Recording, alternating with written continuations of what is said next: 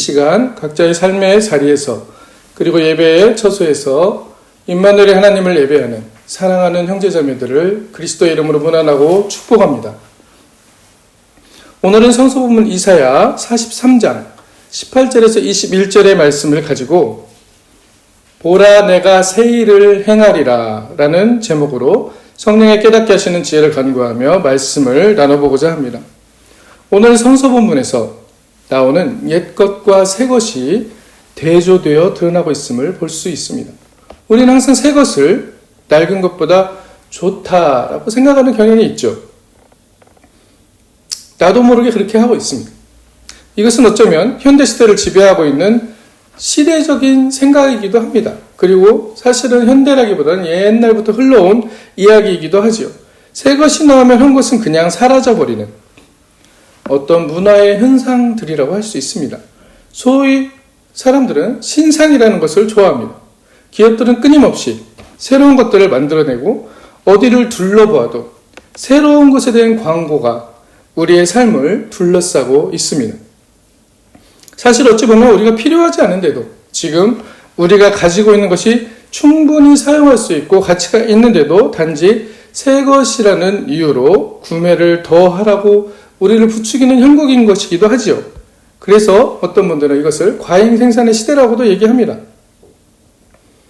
그리고 우리는 그것이 당연한 듯 항상 새 것을 찾아 여기저기를 둘러보고 다음에는 무엇을 바꿔볼까 하고 관심을 가지기도 합니다.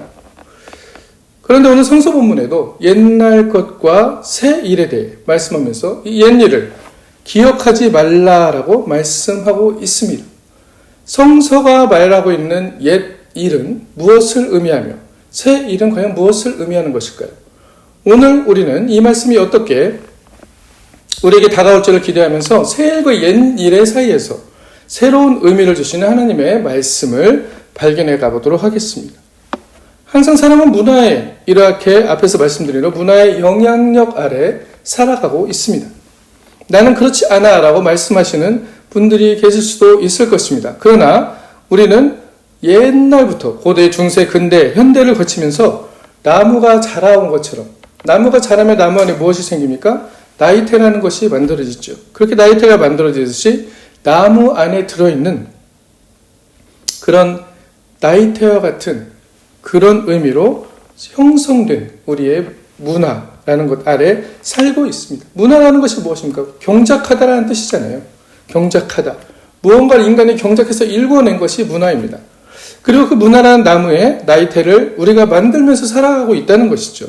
물론 커다란 틀에서 볼 때 이 문화를 이끄시고 세상의 어떠한 역사들을 이끌어 가시는 하나님의 함께 하심에 대한 성찰을 우리가 빼놓을 수는 없을 것입니다. 그것으로 인해 우리가 살아가고 우리의 삶이 구성되어져 왔음을 우리는 또 인정할 수밖에 없는 것이죠. 내가 할 수 없는 부분에서 무엇인가가 작동하고 있다는 것에 대한 인정입니다. 이것을 음악적인 것으로 얘기하면 통주저음이라는 말로 표현할 수가 있어요. 무엇인가가 지속적으로 흐르고 있다는 것입니다.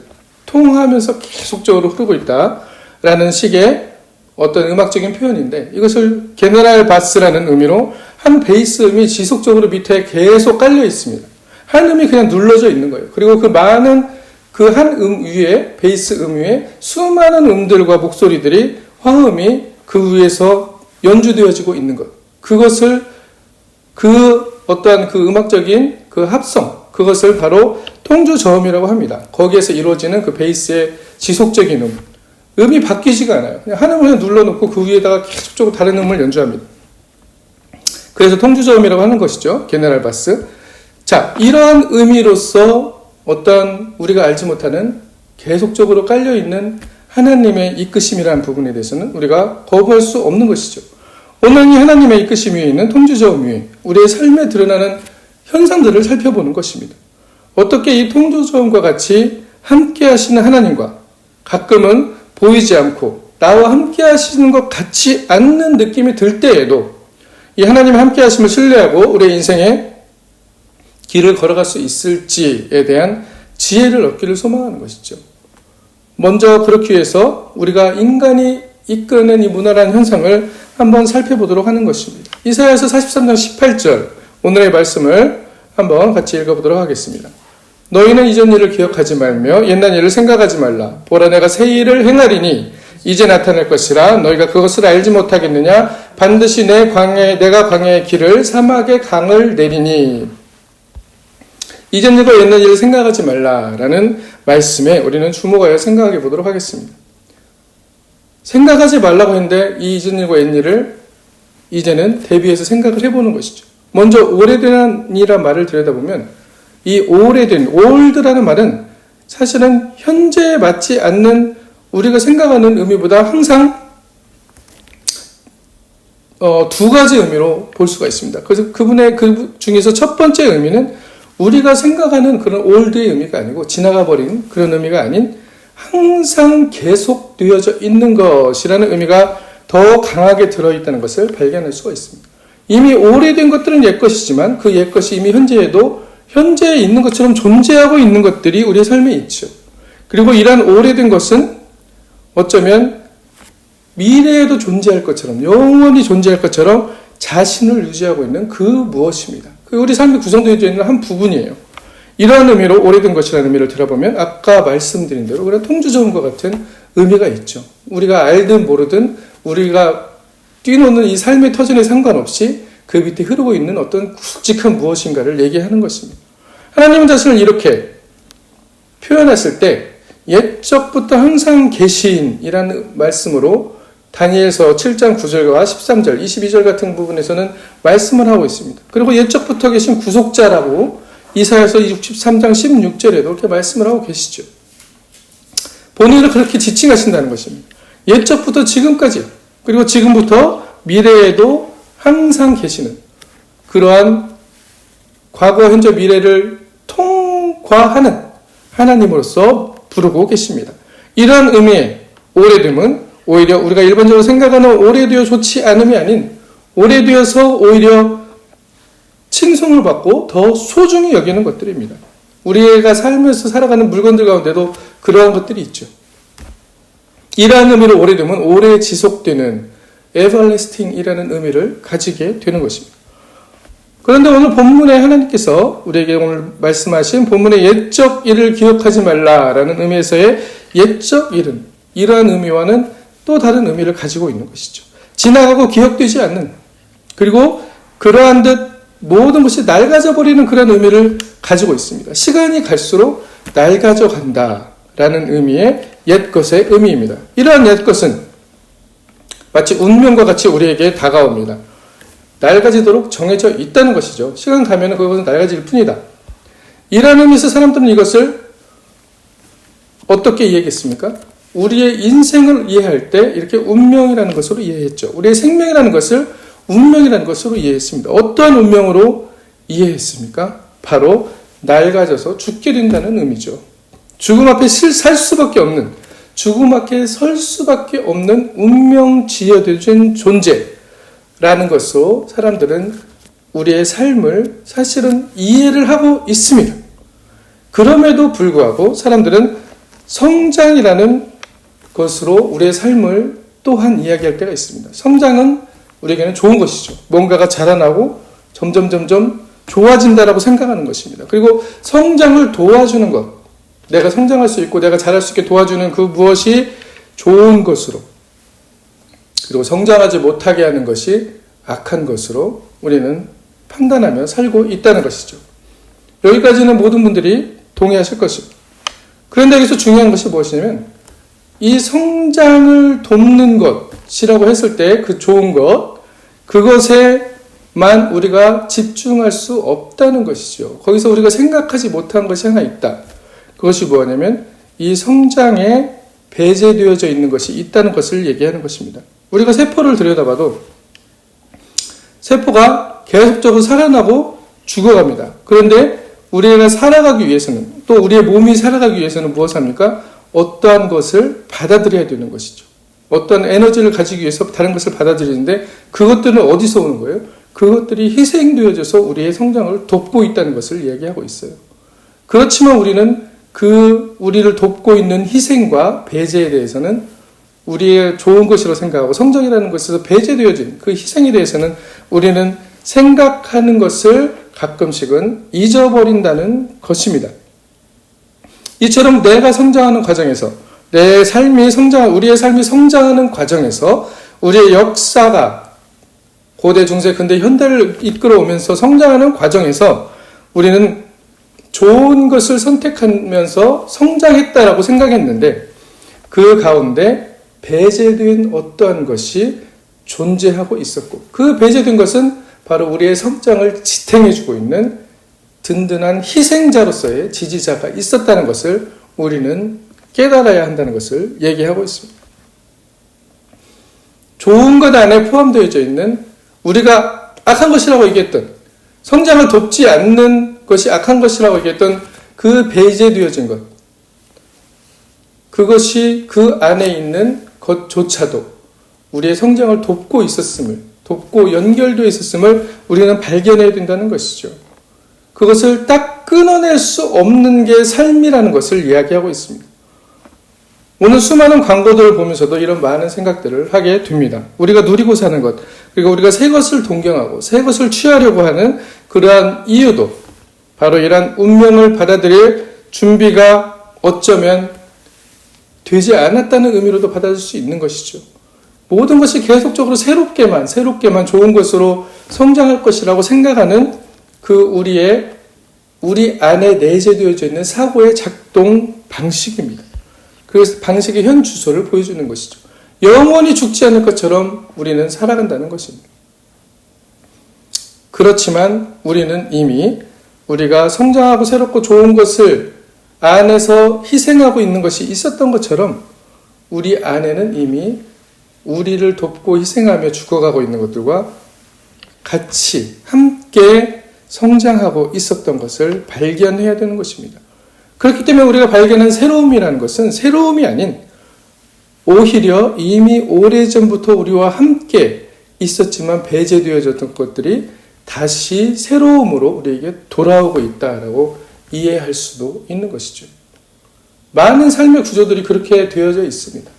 어떻게 보면 현재 이루어지는 어떤 인간의 취향들, 패션들 이런 것들도 옛것이 다시 돌아오고 그때는 별로라고 생각했던 것이 다시 새로운 것으로 돌아오면서 좋은 것으로 여겨지고 그러한 방식들로 우리의 삶이 구성되어져 가고 있다는 것을 얘기하는 것이죠. 이러한 성찰들은 우리에게 삶을 다시 보기도 할 수 있는 기회를 제공합니다. 그리고 성서를 다시 새로운 눈으로 볼 수 있는 기회들을 제공한다는 부분에서 의미가 있습니다. 그렇게 배제되어진 것들이 다시 우리 삶으로 들어오고 있는데 여기서 우리가 발견해야 되는 것은 바로 성장과 좋은 것은 이처럼 항상 배제되어진 것과 같이 함께하고 있었다는 것을 발견해야 된다는 것이죠. 그것이 우리가 모르는 영역이 있었다고 할지라도 그리고 우리가 알지 못하는 데서 움직이고 있었다고 할지라도 다시 그 배제되었던 것들, 희생되어졌던 것들은 다시 우리의 삶으로 돌아서 들어올 것이라는 것을 우리는 알고 발견해야 된다는 것입니다. 이것이 삶의 꼴입니다. 우리의 삶이 그러하고 자연의 움직임이 그러합니다. 그리고 그것이 바로 하나님의 통주저음 안에 지속적으로 모든 것이 포함되어져 있으면서 우리와 함께 하셨던 하나님의 움직임의 섭리 안에 들어있었다는 것을 우리는 말하고 있는 것이죠. 우리가 통상적으로 그냥 하나님이 섭리하신다, 하나님이 이끄신다라고 얘기하는 것과 이렇게 삶의 부분들을 우리가 통찰해 가면서 하나님의 함께하심을 연결시키는 것은 상당히 중요한 의미를 가집니다. 삶의 하나님의 의미를 발견할 수 있는 의미를 가지는 것이에요. 그냥 알고 답으로 문제를 풀면 답을 주는 형식으로 하나님이 우리와 함께 하십니다 라는 의미의 그러한 식의 학습을 위한 신앙의 교육이 아닙니다. 정말로 삶에서 드러나는 하나님을 우리가 어떻게 볼 수 있을까를 발견할 수 있는 생각의 구조를 바꿔준다는 데서 상당한 의미를 가진다는 것이죠.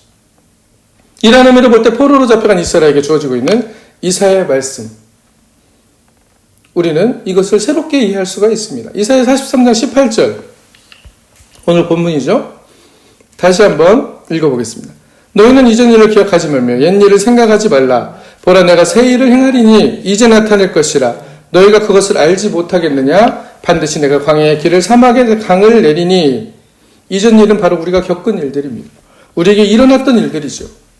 그것이 나의 성장을 돕는 좋은 것이었을 수도 있습니다. 그렇지 않고 나에게 좋지 않은 오히려 나의 성장을 방해하는 좋지 않은 기억으로 남아있는 지난 옛일일 수도 있습니다. 아마 이스라엘에게는 지난 옛일이라는 것은 그들이 잘못 행하여 바벨론으로 잡혀간 일들에 대한 후회들이 더 많이 남아 있었을 것입니다. 자기들은 전혀 그렇게 되지 않을 것이라고 확신했던 하나님의 성전이 여기에 있는데 하나님이 우리와 함께 하시는데 라고 본인들이 확신했던 그 성전에 대한 확신들, 그런 것들이 깨어져 버리고 하나님이 바벨론으로 그들을 보냈을 때 가지고 있던 그 실망감에 대한 기억들이 더 많았을 것이라는 것이죠. 예루살렘의 성전은 상당한 의미를 가지고 있었지만 그들이 그 성전 자체를 거룩한 장소로 규정하기 시작했을 때 하나님은 그 성전을 무너뜨리기 시작했다는 것입니다. 하나님이 계신 곳은 그곳만이 아니라는 것을 하나님은 보여주시는 것이죠. 하나님이 계시기 때문에 그곳이 거룩한 곳이 되는 것이지, 하나님이 계시는 것과 상관없이 그곳은 무조건 거룩한 장소가 되어야 된다는 것은 결국 장소 자체가 거룩함을 가지게 되는, 장소 자체가 하나님과 같이 되어버리는 그런 오류가 발생하게 된다는 것입니다. 그 오류를 하나님께서 깨시기 위해서 이스라엘을 보내버리셨습니다. 바벨론으로 보내버리셨죠. 그렇게 그들은 그 기억을, 옛 일을 안 좋은 기억으로 가지고 있을 것입니다. 그럼에도 불구하고 그들은 어떠한 상태에 있었을까요? 이제 더 이상 희망이 없구나라는 상태에 있었을 것입니다. 그리고 우리의 삶에서도 가끔은 우리는 이러한 옛 일에 묶여서 우리의 삶의 발을 다시 앞으로 내딛지 못하는 경우가 종종 있다는 것을 또한 발견하게 됩니다. 이러할 때 우리는 항상 하나님이 나의 삶의 좋은 일이 안에서도, 그리고 내가 원치 않던 일 안에서도 항상 내가 알지 못하는 그 무엇이 배제되어 있음을 또한 기억해야 한다는 것이죠. 내가 좋은 일이 있을 때라도, 그리고 나에게 안 좋은 일이 있을 때라도 내가 알지 못하는 어떤 것이 배제되어 있다. 내 결정에는 내 앞에 일어나는 일들 가운데는 내가 알지 못하는 어떤 그 무엇이 배제되어 있다는 것에 대한 그 삶에 대한 성찰을, 하나님이 우리에게 부어주시는 삶에 대한 성찰을 발견해야 된다는 것입니다. 그리고 그 무엇은 다시 우리의 삶으로 들어옵니다. 그때가 분명히 있다는 것이죠. 그러나 그때는 우리가 분명히 결정하는 것이 아닙니다. 이 배제되어졌던 그 무엇, 가장 오래 함께 있었던 그곳에서 다시 우리에게 드러나는 때가 온다는 것이죠. 이것이 바로 하나님의 함께 하심을 드러내는 때이고 우리의 삶의 모습입니다. 이제 우리의 삶에 드러난 이 옛일들이 우리가 발견하지 못한 전혀 새로운 일들로 드러나는 때입니다. 그것이 바로 오늘일 수가 있습니다. 아니면 조금 더 시간이 흐를 수도 있습니다. 그러나 우리는 분명 우리에게 보이지 않지만 하나님이 드러내시는 새로운 일로 나타난 그 내가 발견하지 못했던, 그 당시에 내가 발견하지 못했던 그 무엇, 하나님이 이끄셨던 그 무엇에 대한 희망을 버리지 않게 된다는 것이라는 것이죠.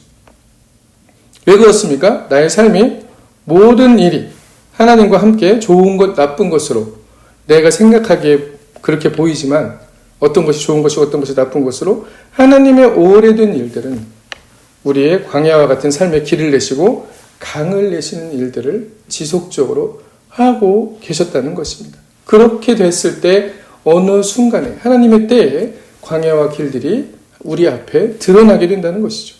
예레미야서 31장 33절에서 34절을 같이 한번 읽어보도록 하겠습니다. 예레미야서 31장 33에서 34절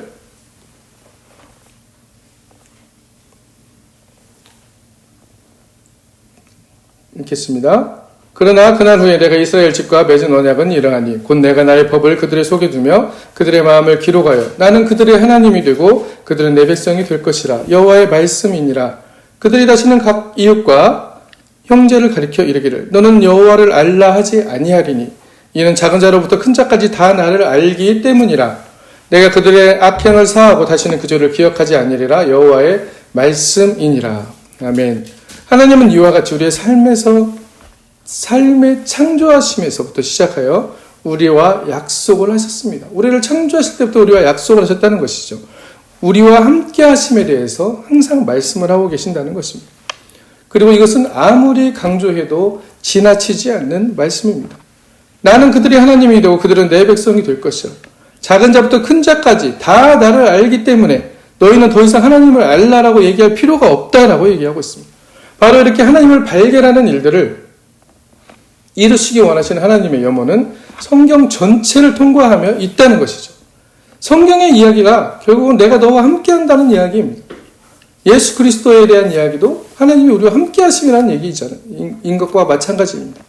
그리고 나아가 하나님이 함께함이 진정한 복이라는 것을 이야기해주고 있다는 것이죠.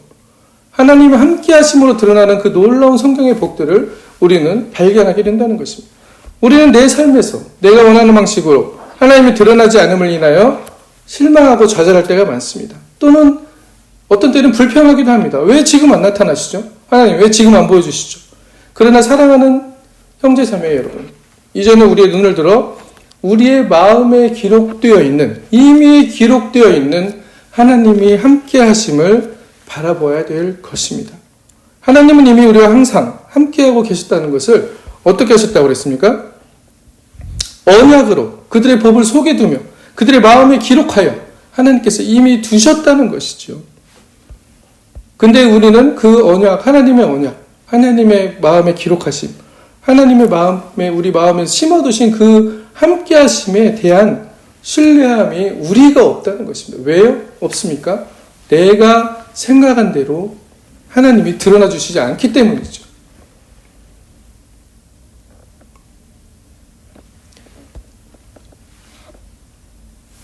하나님은 이미 말씀에 의지해서 볼 때 항상 우리와 함께 계십니다. 이렇게 하나님을 우리가 발견할 때, 우리가 하나님을 발견할 때 우리의 삶은 하나님의 깊은 통주점에 연결된 삶을 살 수 있다는 것이죠. 하나님을 어떻게 발견합니까? 하나님을 어떻게 발견합니까? 먼저 하나님이 보이지 않을지라도, 하나님이 나의 삶에서 내가 생각하는 방식으로 나에게 드러나지 않을지라도 그 안에서 하나님이 함께 하심을 신뢰하면서 시작이 된다는 것이죠. 이게 바로 내 삶에서 하나님이 드러나기 위한 전제 조건입니다. 이것이 없다면 하나님은 내가 원할 때마다 나타나는 하나님이 되셔야 되는 거예요. 그렇게 됐을 때 하나님은 바로 내 생각의 밑에 있는 하나님이 되는 것입니다. 내가 생각대로 조정하는 하나님이 되는 것이에요. 하나님 여기 와주세요. 그럼 여기 오셔야 돼요. 하나님 저기 가주세요. 저기 가셔야 돼요. 물론 하나님은 그렇게 하실 수 있습니다. 우리를 사랑하기 때문에 그렇게 하실 수 있습니다. 하지만 하나님은 그렇게 하지 않으십니다. 우리를 사랑하기 때문에 그렇게 하지 않으십니다. 그것을 통하여 우리는 마치 내가 삶의 주인인 것처럼 착각을 하게 되기 때문이죠. 그 결과는 어떻게 나타납니까? 내가 이웃과의 관계에서 이웃들을 똑같이 내가 신인 것처럼 이웃들에게 얘기를 하고 이웃들에게 요구를 하고 어떤 때는 심지어 이웃들에게 그것을 강요하기도 한다는 것이죠. 그러한 삶의 방식이 되지 않게 하기 위해서 하나님께서는 하나님이 우리의 삶의 가장 깊은 곳에 같이 하고 계심에 대해서 말씀을 통해서 우리에게 드러내 주십니다. 그리고 하나님의 드러나심은 어떻게 드러납니까? 우리가 원할 때에도 드러나시지만 우리가 원치 않는 알 수 없던 방식으로도 하나님은 하나님을 드러내신다는 것을 말씀하고 있습니다. 이 신뢰함이 삶이 아무리 파도치고 물결 넘치듯이 보여도 우리가 원하는 대로 잘 될 때는 상관이 없어요. 내가 원하는 대로 하나님이 드러내주시고 내가 원하는 대로 하나님이 보여주실 때는 하나님 함께 하심이 드러나기 때문에 우리는 기쁘고 행복하고 하나님이 나와 함께 하시고 내 하나님이 된다는 것에 대한 정확한 신뢰를 가지고 갑니다. 그런데 문제는 항상 내가 원하는 대로 안 될 때가 문제인 것이죠. 내 삶이 파도가 물려들어오고 내 삶이 물결이 물려들어올 때 풍랑이는 바다 위에 있는 배와 같은 상황에서 우리는 어떠한 태도를 가질 것이냐는 것이 바로 신앙의 문제입니다. 예수 그리스도께는 어떻게 하셨습니까? 배 위에서 풍랑이 몰아치고 배가 잠기게 되었는데도 주무셨다라고 얘기하고 계시죠. 이 주무심의 태도는 어떠한 태도일까요? 관심이 없는 태도가 아니었습니다. 이 태도는 하나님의 기품에 연결되어 있을 때 그 기품에 대한 신뢰함의 태도였던 것을 우리는 발견할 수 있습니다. 분명히 배가 평안하게 가야 되는데 평안하게 가지 않을 때에도 우리는 예수님의 신뢰와 같은 신뢰를 우리도 가질 수 있다는 것을 예수님께서 보여주셨다는 것이죠. 이사야서 65장 16절, 17절 말씀도 같이 한번 읽어보도록 하겠습니다. 이사야서 65장 16절에서 17절 이러므로 땅에서 자기를 위하여 복을 구하는 자는 진리의 하나님을 향하여 복을 구할 것이요 땅에서 맹세하는 자는 진리의 하나님으로 맹세하리니 이는 이전 환난이 잊어졌고 내 눈앞에 숨겨졌음이라. 보라 내가 새하늘과 새 땅을 창조하나니 이전 것은 기억되거나 마음에 생각나지 아니할 것이라. 아멘. 이것을 이 성서에 대한 해석들은 여러 가지 삶의 정황으로 해석할 수가 있습니다. 그러나 오늘 우리의 관점으로 볼 때, 새 것과 옛 것의 관점으로 볼 때 우리의 생각의 전환을 하나님께서 요구하시는 성서의 구절로 우리는 발견할 수가 있습니다. 자기를 위하여 복을 구하는 자는 진리 하나님을 향하여 복을 구하라고 말씀하십니다. 무슨 말씀입니까? 나를 위하여 구하는 복이 아닌 하나님이 함께 하심이 드러나는 삶을 위한 진정한 복을 구하라는 것을 말씀하고 있습니다. 그것만으로 우리의 삶은 하나님과 연결되어 있음을 발견하는 것만으로 만족되어진 삶으로 살아갈 수 있다는 것이죠. 우리의 영혼의 온전한 만족을 하나님을 통하여 주시겠다는 말씀입니다. 예수님께서 말씀하신 깊은 데로 가서 그물을 던져라 라는 의미도 같은 의미로 우리는 생각할 수가 있습니다. 왜 굳이 깊은 곳으로 가라고 했을까요? 예수님의 능력이면 얕은 곳으로 물고기를 가져올 수도 있었을 텐데 굳이 깊은 데로, 왜 깊은 데로? 라고 생각할 수 있을 것입니다. 그것이 바로 우리가 알지 못하는 기품에 대한 이야기입니다. 하나님께서 드러내시기 위해서 내 방식과 내 삶의 태도를 벗어난 그 광활한 하나님과의 대면을 위한 준비라는 것이죠. 그리고 깊은 곳에서 하나님은 우리에게 놀라운 것들을 이루어주시는 하나님으로 다가오고 있습니다. 이런 의미에서 낡은 것은 바로 나의 생각의 낡음입니다. 내가 운명이라고 생각하는 그것들, 내가 지나간 것이 그것에서 벗어나지 못하는, 좋지 않았다고 생각하는 그것들, 그래서 어쩌면 또한 나의 성장을 위해서 내가 좋은 것이라고만 붙잡고 힘쓰고 애썼던 것들, 그리고 그것이 이루어지지 않음으로 인해서 좌절하고 고통하며 불평하기도 하고 때는 우울한 일들이 생겨났던 것들. 그러나 하나님께서는 오늘 새롭게 하신다는 의미를 통해서 말씀하시는 것은 이 일들이 끝이 아니라 나의 삶은 다시 하나님이 새롭게 하시는, 하나님이 새롭게 내시는 길과 하나님이 새롭게 내시는 강을 향하여 가고 있음을 발견하라는 것을 말씀하고 있다는 것입니다. 우리의 낡은 생각들, 운명적인 생각들, 새 것이면 시간이 지나면은 없어져 버릴 거라고 생각하는 그 생각들 안에서 하나님의 새로움들을 발견하라는 말씀입니다. 이런 의미에서 이 어두움의 순간에도, 이 고통과 불평과 우울의 순간에도 하나님은 우리와 함께 고통하시고 우울해하시고 심지어 같이 우울해하시며 고통을 받고 계십니다. 언제까지 고통을 받고 있을까요? 하나님께서 놀라운 것들을 우리에게 이루어 가시고 하나님의 때에 가장 우리에게 좋은 것들로 드러나게 하기 위함이라는 것을 우리는 발견해야 된다는 것이죠. 답으로 분명히 우리는 이것을 알고 있습니다. 많은 설교를 통해서 하나님께서는 가장 선한 것들로 우리를 이끄신다는 것을 알고 있습니다. 하지만 이것이 우리의 삶에 들이닥쳤을 때 어떻게 우리가 이것을 대할 것인가에 대해서는 우리는 알지 못합니다. 하지만 우리가 이러한 부분에 의해서 준비가 되어져 있다면 우리는 분명 내 고통과 내 불안과 내 우울과 나의 실패 안에서도 내가 잘되고 내가 성장하고 내가 더욱더 넓어지는 그 안에서와 같이 똑같은 의미로 하나님을 신뢰하고 하나님을 기뻐할 수 있다는 것을 성서는 말씀하십니다. 그리고 그렇게 되었을 때 진정으로 하나님으로부터 오는 놀라운 복들의 근원에 우리가 다가갈 수 있다라고 이야기하고 있습니다. 이것을 성서는 행복이라고 얘기하는 것입니다. 해프닝을 우리가 뭐라고 합니까? 그냥 무엇이 생겨났어. 우연히 무엇인가가 일어났어라는 의미지 않습니까? 이 해프닝에서 비롯된 해피라는 말, 행복이라는 말도 이런 의미가 있습니다. 하나님은 우리를 놀라게 하시는 하나님이라는 것이죠. 무엇으로 놀라게 하십니까? 우리가 낡았다고 하고 그 낡았다고 하고 이제 운명이라고 하는 그것을 넘어서는, 이제는 끝이라고 하는 그것을 넘어서는 그 옛것으로 다시 새롭게 하시는 놀라움이라는 것이죠. 하나님에게는 옛것과 새것에 의미가 없다는 것이죠.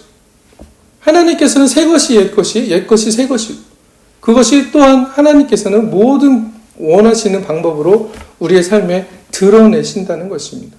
하루가 천년 같고 천년이 하루 같다는 말씀도 그러한 의미로 생각할 수가 있다는 것이죠.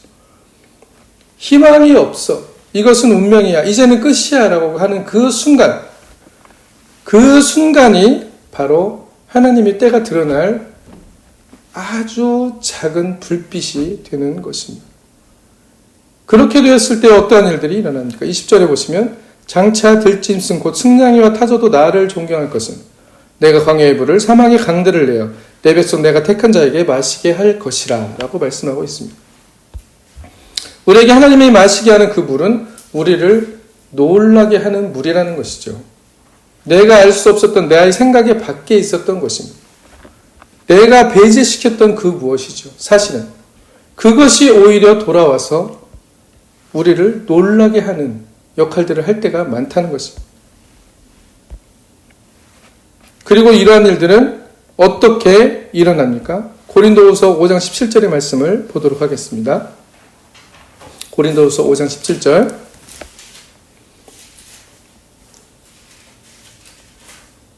그런즉 누구든지 그리스도 안에 있으면 새로운 피조물이라. 이전 것은 지나갔으니 보라 새 것이 되었도다. 아멘. 그리스도 안에 있을 때 우리는 새로운 피조물이 된다는 것입니다. 내가 새로운 피조물이 되려고 해서 되는 게 아니라는 것이에요. 내가 옛것이라고 생각하고 내가 낡은 것이라고 운명이라고 생각하는 것들의 관점을 바꾸려고 아무리 노력해도 되지 않는다는 것입니다. 어떻게 해야 될 수 있다는 것입니까? 그리스도 안에 있을 때, 그리스도 안에 있을 때 새 일의 드러남을 우리가 발견할 수 있다는 것입니다. 그리스도 안에 있다는 것은 무엇을 의미합니까? 그것은 내가 배제시켰던 나의 생각, 내 밖에 있던 하나님이 하시는 일을 발견할 수 있는 그러한 새로운 눈이 뜨여지는 존재로 태어난 것을 얘기하는 것입니다. 그 일을 일어나지 않았음에도, 그 일이 보이지 않았음에도 하나님의 함께 하심을 신뢰하는 자들, 그것이 바로 그리스도 안에 있는 자들입니다. 이러한 사람들이 새로운 피조물이고 새롭게 태어난 자들, 하나님 앞에 놀라운 일들이 우리를 행복하게 하실 것이라는 것들을 우리의 현실 앞에 결국은 드러내는 사람들이라는 것입니다. 이것이 바로 신앙의 신비입니다. 신앙의 비밀입니다. 우리는 우리가 원하는 방식으로 되어진 삶이 행복할 것이라고 생각하지만 그보다 하나님은 인간의 지혜의 한계를 먼저 말씀하십니다. 인간의 지혜는 낡아지게 하는 지혜입니다. 죽음으로 가는 마지막이 보이는 지혜입니다.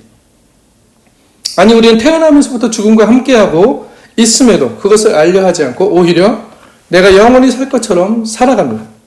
그러한 자아중심적인 삶에서 우리는 좌절하고 고통하게 되는 것이죠. 아프게 됩니다. 삶이 내 편이 아니라고도 생각합니다. 정말 그렇게 생각합니까? 그렇다면 이제 새로운 지혜를 발견하시기를 초청합니다. 하나님의 새로운 일을 발견하기 위해서는 나는 낡아질 수밖에 없는 그 지혜를 포기하여야 합니다. 나의 지혜를 포기해야 된다는 것이죠. 좋은 것이라고 성장이라고 생각하며 다른 것들을 배제시켰던 인간의 지혜를 버려야 합니다. 그리고 하나님 앞에 겸손히 그리스도 안에서 새롭게 됨을 간구해야 된다는 것이죠. 그러할 때 우리는 새로운 피조물이 됩니다. 낡아지는 지혜를 버리고 새롭게 하시고 낡은 것과 새로운 것이 구분이 없는 그 하나님이 새롭게 하시는 지혜를 발견한다는 것이죠. 새로운 피조물은 새로운 눈을 가지고 하나님의 지혜와 맞닿아 있는 자들입니다. 우리의 삶의 좌절과 고통의 현실 앞에서 그저 포기하고 좌절하시기 마시기를 바랍니다. 이것이 바로 우리가 우리의 삶을 신뢰해야 되는 이유입니다. 왜 신뢰합니까? 우리의 삶을 하나님께서 우리와 함께 하시기 때문에. 그리고 그 하나님의 함께 하심을 보기 위해서는 나의 지혜를 포기하는 것을 통하여서 우리가 그리스도 안으로 들어가게 된다는 것을 말씀하고 있는 것이죠. 요한계시록 21장 1절부터 5절의 말씀을 보시겠습니다. 요한계시록 21장 1절에서 5절. 또 내가 새하늘과 새 땅을 보니 처음 하늘과 처음 땅이 없어졌고 바다도 있지 아니하더라. 또 내가 보매 거룩한 성 새 예루살렘이 하나님께로부터 하늘에서 내려오니 그 준비한 것이 신부가 남편을 위하여 단장한 것 같더라. 내가 들으니 보좌에서 큰 음성이 나서 이르되 보라 하나님의 장막이 사람들과 함께 있음에 하나님이 그들과 함께 계시리니 그들은 하나님의 백성이 되고 하나님은 친히 그들과 함께 계셔서 모든 눈물을 굳내서 닦아주시니 다시는 사망이 없고 애통하는 것이나 곡하는 것이나 아픈 것이 다시 있지 아니하리니 처음 것들이 다 지나갔음이러라. 보좌에 앉으신 이가 이르시되 보라 내가 만물을 새롭게 하노라 하시고 또 이르시되 이 말은 신실하고 참되니 기록하라 하시고. 아멘. 오늘 신실하고 참된 하나님의 말씀은 우리에게 다가오고 있습니다. 장차 다가올 새하늘과 새 땅을 이야기하시면서 동시에 지금 그리고 여기에 함께 하시는 하나님 그리스도 안에서 나의 지혜를 나가져 버릴 수밖에 없는 그 지혜를 포기하고 그리스도 안에서 새롭게 됨을 통하여 하나님의 새하늘과 새 땅을 우리의 현실에서도 드러내시기를 원하신다는 것이죠. 하나님이 친히 그들과 함께 하시니 그들은 하나님의 백성이 되고 그렇게 되었을 때 어떻습니까? 모든 눈물을 씻어주시고 사망이 없고 애통한 것이나 곡하는 것이나 아픈 것들이 다시 있지 아니하리니 처음 것들은 다 지나갔습니다. 우리가 가지고 있던 새 것이라고 생각했고 그것들이 낡아져서 한계되어진 운명되어진 그 우리의 삶의 꼴들이 지나가 버린다는 것입니다. 어떻게 지나갑니까? 하나님의 지혜로서 우리가 변화됨으로써 우리의 삶이 다르게 보여진다는 것이죠. 이것은 어떻게 보면 다른 차원으로의 이동입니다. 다른 세상으로의 이동입니다. 우리의 몸과 현실은 여기 똑같지만 우리의 존재가 바뀌어버리기 때문에 우리의 삶 자체도 결국은 하나님의 함께하심으로 드러나는 놀라운 기적과 같은 삶이 일어난다는 것을 하나님께서는 말씀하시는 것이죠. 만물을 새롭게 하시는 하나님, 그리고 우리가 생각하는 이전의 방식들, 옛 일들을 기억하지 않고 내가 알지 못하고 내가 결정한 좋은 일들 안에서 배제되어지고 희생되어져 오던 그 모든 것들이 이제 하나님이 함께 하시됨에 대한 신뢰로 변하게 되는 원동력이 된다는 것이죠. 이 말씀은 신실하고 참되기에 우리가 신뢰하는 것입니다. 하나님 우리의 삶을 새롭게 하시며 우리를 놀라게 하시며 우리에게 행복의 삶을 약속하셨습니다. 그러나 그 행복의 방식은 나의 없어질 지혜로 되어지는 행복의 방식을 뛰어넘는 하나님의 놀라운 방식이라는 것을 우리는 신뢰해야 합니다. 이것을 바라며 삶을 살아나간 믿음의 선진들을 통해 하나님은 증거하시고 우리의 삶에서도 또한 증거하고 계십니다. 내 인생의 좌절과 고통의 순간에 하나님을 바라보시기 바랍니다. 그리스도를 바라보시기 바랍니다. 그리고 하나님으로부터 오는 새 힘을, 새 하늘과 새 땅을 희망하시길 바랍니다. 이 새 힘은 우리의 삶이 옛것이 되게 하고 낡아지고 죽음으로 치닫게 하는 고통의 삶에서 하나님의 영원히 흐르고 있는 옛적부터 변함없이 흐르고 있었던 새 것과 옛 것이 하나님께는 의미가 없는 그 통조점과 같은 생명수에 우리를 잠기게 할 것입니다. 이 백성은 내가 나를 위하여 지었나니 나의 찬송을 하게 하려 합니다. 43장 21절 오늘 마지막 본문의 말씀입니다. 이에 하나님께서 우리에게 의도하신 것들이 바로 이것입니다. 하나님의 함께 하심을 발견하며 하나님을 찬송하게 하려 하는 것. 그저 우리가 하나님을 찬송한다고 노래를 부른다는 것을 얘기하는 것이 아닙니다. 우리의 삶이 곧 찬송이 되고 삶이 곧 기도가 되고 삶이 곧 예배가 되게 하기 위해서 하나님의 함께 하시는 곳이 바로 성전이 되게 하기 위해서 그것을 하나님께서는 우리에게 보여주시길 원하신다는 것이죠. 그것이 진정한 복이고 행복이기 때문에 그렇습니다.